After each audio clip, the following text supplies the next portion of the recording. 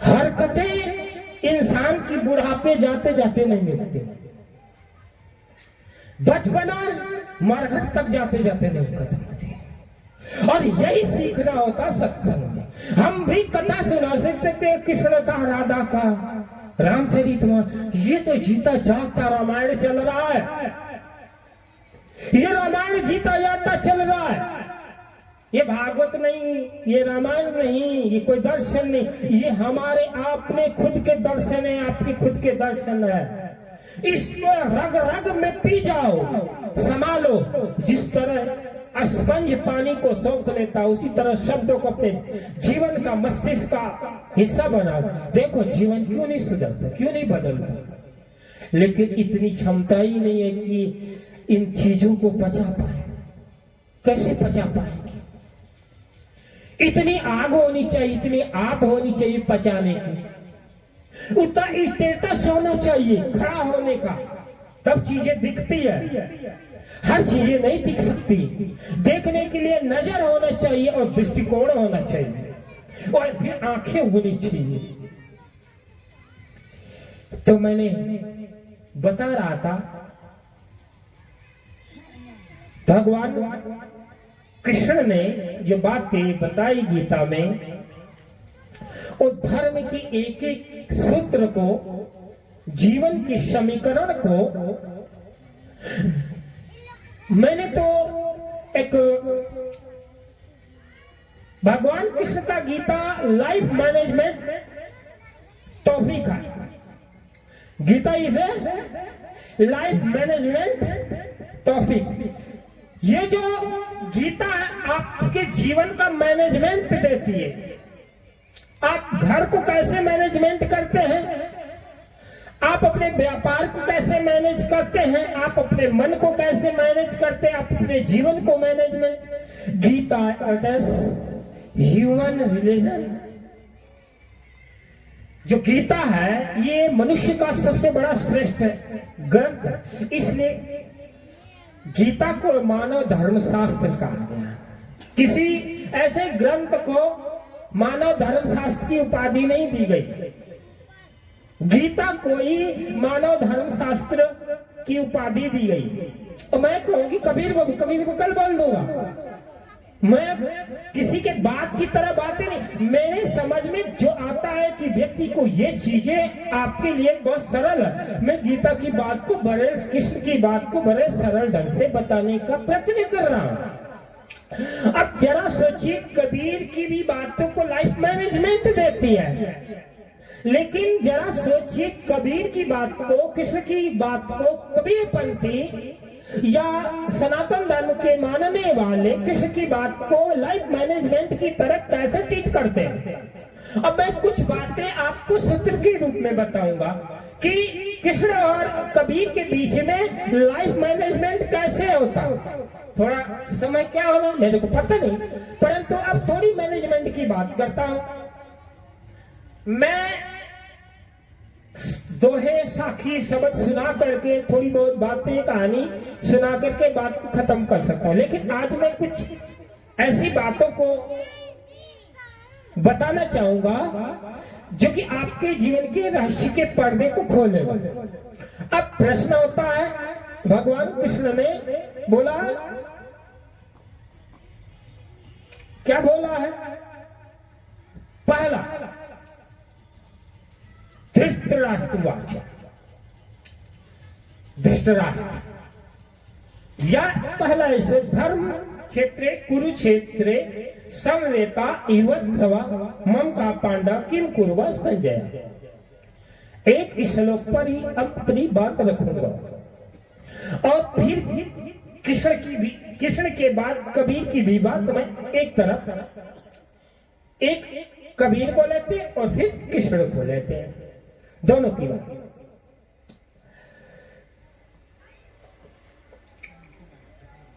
धर्म क्षेत्र कुरुक्षेत्र, धर्म एक क्षेत्र है, वो कर्म क्षेत्र है।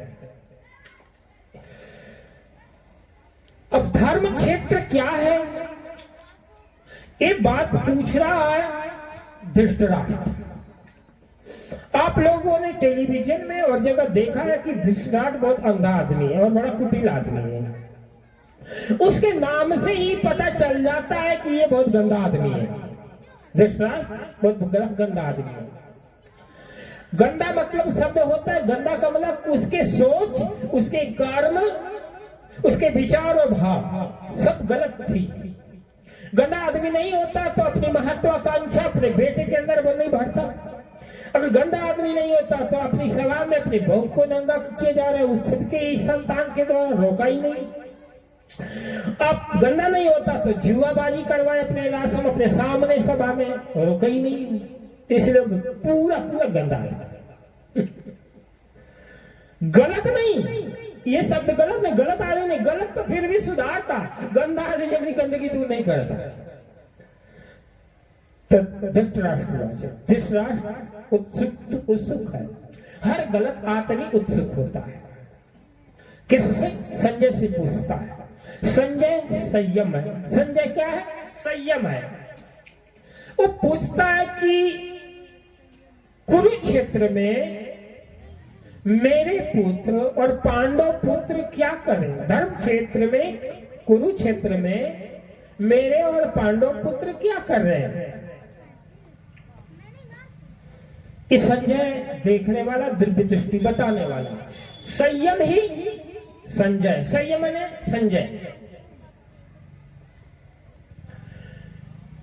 अब मैं इसका चित्र इस तरह से कर रहा हूं, एक परिवार को लेता हूं और अपने शरीर को लेता हूं। मैं अपने शरीर को लेकर कि हमारा एक शरीर ही हमारा परिवार, हमारा घर है। फिर आपके बीवी बच्चों की तरफ जाऊंगा। पहले इस लोग, फिर अपना शरीर, फिर परिवार। तीन स्टेप ले रहे हैं। तो अब जैसे कृष्ण की गीता वहां से शुरू होती है, ओम परमात्मे नमः, ओम श्री परमात्मे नमः। मैं अखिल ब्रह्मांड श्री तत्व, शक्ति तत्व, उस परमात्मा शक्ति को मैं नमस्कार करता हूं। ठीक? परमात्मा है या नहीं है आप नहीं देखे हैं, लेकिन ऐसी एनर्जी है इस समूचे ब्रह्मांड में जो कार्य कर रही है। चाहे वो जड़ है, चाहे वो चेतन है, वो कोई सवाल नहीं। कोई ऊर्जा है, ज्यादा कोई एनालिसिस करने वाला है तो मेरे से अलग जा बैठकर डिस्कशन कर लेगा। उसको हर चीज पर जाए, गीता, कुरान, पुराण, बाइबल पर डिस्क्राइब करके खोल कर बता दूंगा। लेकिन आपकी योग्यता होनी चाहिए कि आपके पास इतना नॉलेज है मेरे से प्रश्न करने की, और हम जो बताएं उसको समझने की क्षमता होनी चाहिए। तो गीता स्रोत ओम श्री परमात्मा ने नमः। मैं समस्त यूनिवर्स अर्थात ब्रह्मांड, ओमकार, श्री तत्व, शक्ति तत्व, उस परमात्मा को नमस्कार करता हूं। ठीक है? अब फिर होता है धृतराष्ट्र उवाच। धृतराष्ट्र उवाच, उवाच माने बोलना, संस्कृत की बात है। धृत का मतलब होता है, धृत माने कपट, संस्कृत धृत माने कुटिल, धृत का मतलब कपटी, राष्ट्र मतलब संपत्ति। जो कपट करके, धोखा देकर, जालसाजी करके दूसरे की संपत्ति पर अपना अधिकार जमा ले, उसको क्या कहते हैं? धृतराष्ट्र। आपका भाई 2-4-10 लाख रुपया या खेती बाड़ी कपट करके, बेईमानी करके दखल कर ले, कब्जा कर ले, लड़ाई झगड़ा के लिए तैयार हो, बेईमानी पर उतर जाए, तो समझ लीजिए आपका भाई क्या है? क्या है? धृतराष्ट्र है। ये चाहे कोई भी हो, ये धृतराष्ट्र हो, धृतराष्ट्र नहीं, हस्तिनापुर का राज। आपके बगल में आपका माँ बाप के तब पैदा हुआ आपके सहोदर भाई भी वो धृतराष्ट्र है। वो अपने कुल का नाश करवा डालेगा, अपने बच्चे को, अपने बेटा को, अपने बेटी को, अपने कुल खानदान को डुबा लेगा। जो ये गुण पाएगा, जो भी इस गुण को धारण करेगा, कपट करके अपने भाई की संपत्ति को दखल करके अपना मान लेगा, कुल का नाश करवा लेगा। जरा समझ लो बड़े, और सही बोल रहा हूं, इसमें ये रत्ती वचन से मत समझ लेना। इसलिए कपट करके अपने भाई की, माई की, दाई की, किसी की भी संपत्ति बेईमानी से अपने कब्जे में अपना मत समझो। अगर किसी का लाख है तो तुम्हारे लिए राख है, उसको बोला तेरा दिया हुआ पैसा लो, मेरे किसी काम का।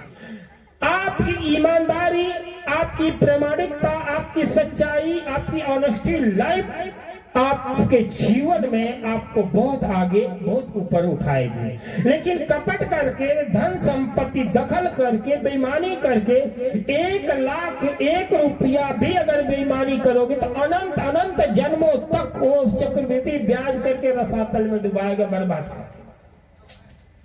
इसलिए एक चवन्नी भी किसी की बेईमानी मत को, कपटी मत बनो, दुष्टदाष्ट मत बनो, नहीं तो कुल खानदान का नाश करवाओगे। कुछ समय के लिए तो राजभोग भोग लोगे कि चलो हम भैया अपने भाई का घर कब्जा कर लिए, खेती दखल की, थोड़ा सुकून मिलेगा।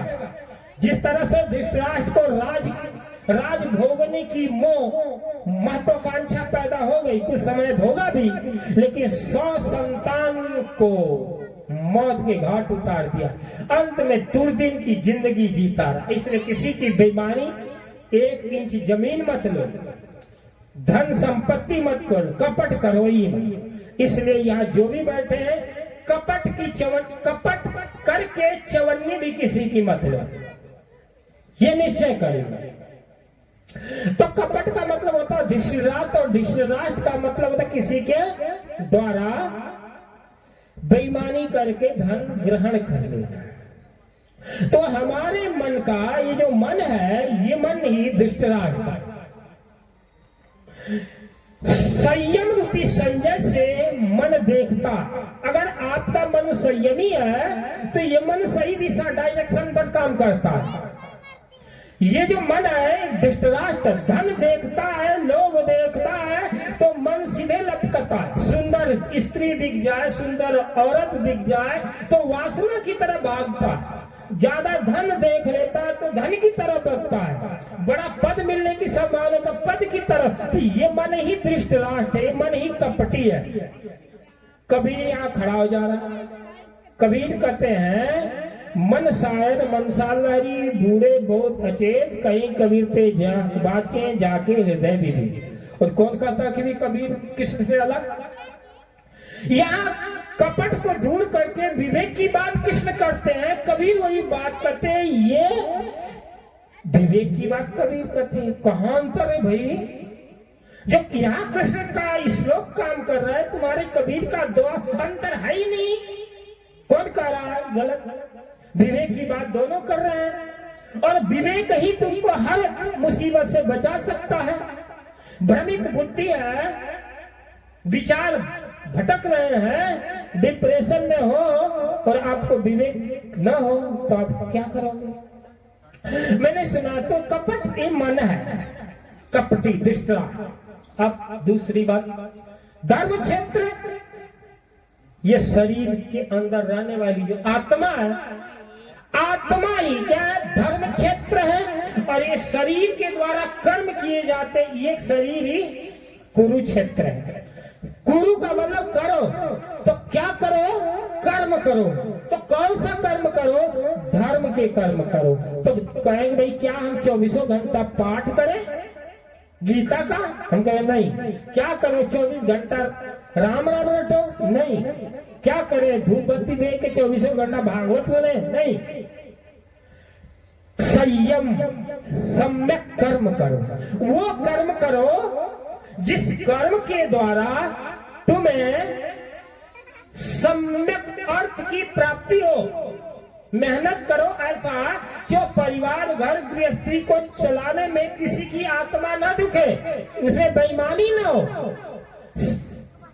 ये बात कृष्ण ये कह रहे हैं। जरा सोचो, कर्म करने के लिए बोले सम्यक कर्म।